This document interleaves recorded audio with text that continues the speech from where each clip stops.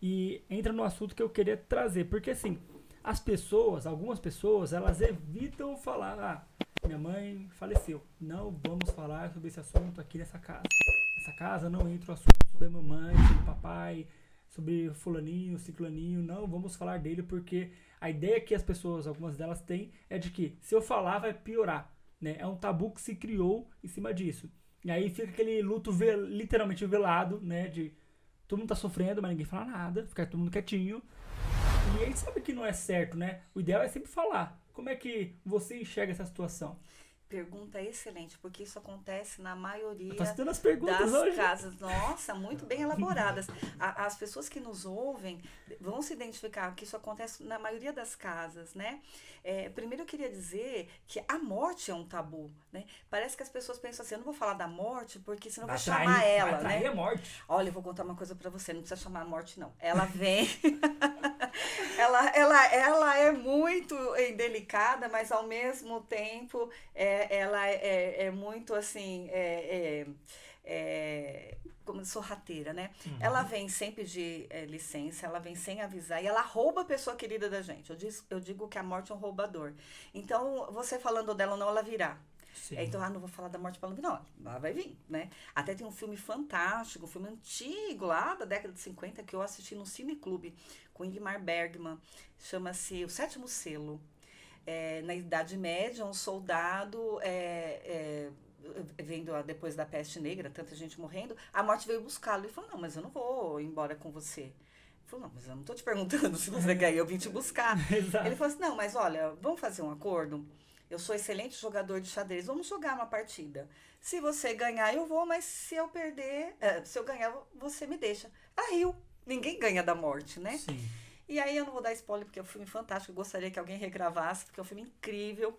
Você repete, por favor, o nome do filme? O Sétimo Selo. O Sétimo Selo. Vou pedir pra editora colocar aqui na descrição também pra gente ver. Nossa, é maravilhoso e fala, né, sobre morte, sobre luto e sobre isso, não quero morrer, né, de como a gente percebe que não dá, né, para adiar a morte, né, a gente pode preservar a vida, adiar a morte não.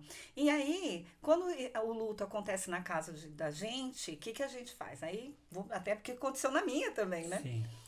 Eu não vou falar que eu tô com saudade da minha irmã, porque senão meu pai vai ficar triste. A minha mãe vai chorar. Uhum. Então eu não vou falar, eu vou chorar escondidinha lá no quarto. Aí meu pai fala assim: não vou falar da minha filha que morreu, porque a minha esposa vai sofrer. E aí fica todo mundo aí segurando, né, a sua dor, ninguém fala, e aquilo vai sufocando lá dentro, sendo que se a gente se permitir falar, todo mundo pode falar também, todo mundo vai chorar junto. E aí tem um momento de comunhão, um momento de Um apoia o alívio, um outro. apoia o outro, e isso ajuda a superar a dor. E até porque nós temos recordações em comum. A gente começa a chorar, eu tenho muita essa experiência no consultório. O paciente vem, ele vem chorando, tal, né, desabafa, tal.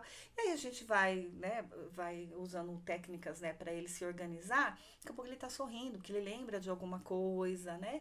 Ele vai se reestruturando. Então é importante falar sim, Sim. né? Mas vou mexer com a dor do outro, mas a dor do outro é dele. Eu me lembro que depois que a minha irmã morreu, a gente fez uma viagem e aí tinha uma igreja bonita na cidade, a gente foi lá visitar.